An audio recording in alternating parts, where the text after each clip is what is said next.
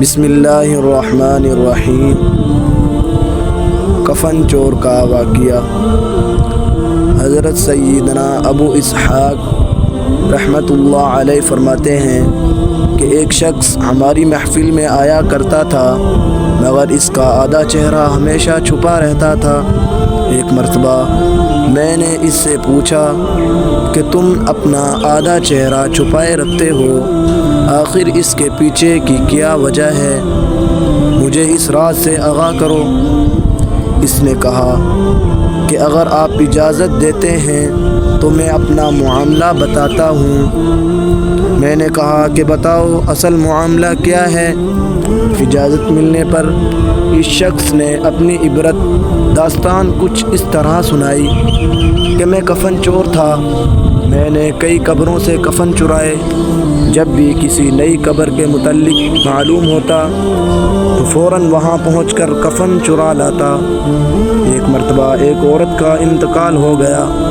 جب اس کو دفنا دیا گیا تو میں رات کو قبرستان پہنچا اور قبر کو کھودنا شروع کر دیا۔ جب اینٹیں ہٹا کر کفن کی ایک چادر نکالی اور دوسری چادر کھینچنے لگا تو اچانک اس عورت کے بے جان جسم نے حرکت کی اور چادر کو تھام لیا۔ میں نے کہا تمہارا کیا خیال ہے؟ تم مجھ پر غالب آ جاؤ گی؟ ایسا ہرگز نہیں ہو سکتا۔ یہ کہہ کر میں گھٹنوں کے بل بیٹھ گیا اور پوری قوت سے کفن کھینچنے لگا۔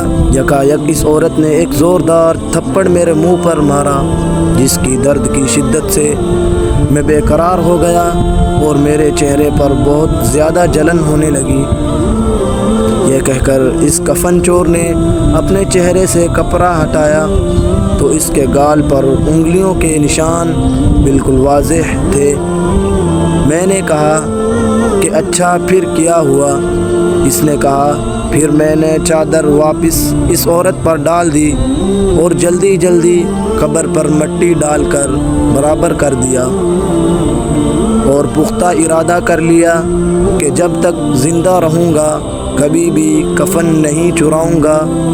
اللہ میرے سابقہ گناہوں کو معاف فرمائے اور مجھے توبہ پر استقامت عطا فرمائے۔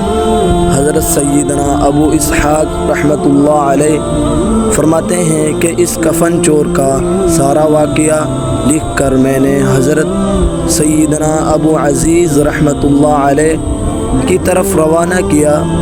انہوں نے یہ جواب لکھ کر بھیجا کہ اس سے پوچھیں کہ جو مسلمان قبلہ رخ دفنائے گئے تھے کیا سب کے چہرے قبلے کی طرف تھے یا قبلے سے پھر چکے تھے؟ میں نے کفن چور سے یہی سوال پوچھا تو اس نے کہا کہ میں نے جن لوگوں کے کفن چرائے ان میں سے اکثر کے چہرے قبلے سے پھر چکے تھے۔ حضرت سیدنا ابو اسحاق رحمۃ اللہ علیہ فرماتے ہیں کہ میں نے یہ بات لکھ کر حضرت ابو عزیز رحمۃ اللہ علیہ کی خدمت میں بھیجی۔ انہوں نے جواب میں یہ تحریر بھجوائی کہ اسحاق رحمۃ اللہ جن لوگوں کے چہرے قبلے سے پھر چکے تھے ان کا خاتمہ ایمان پر نہیں ہوا۔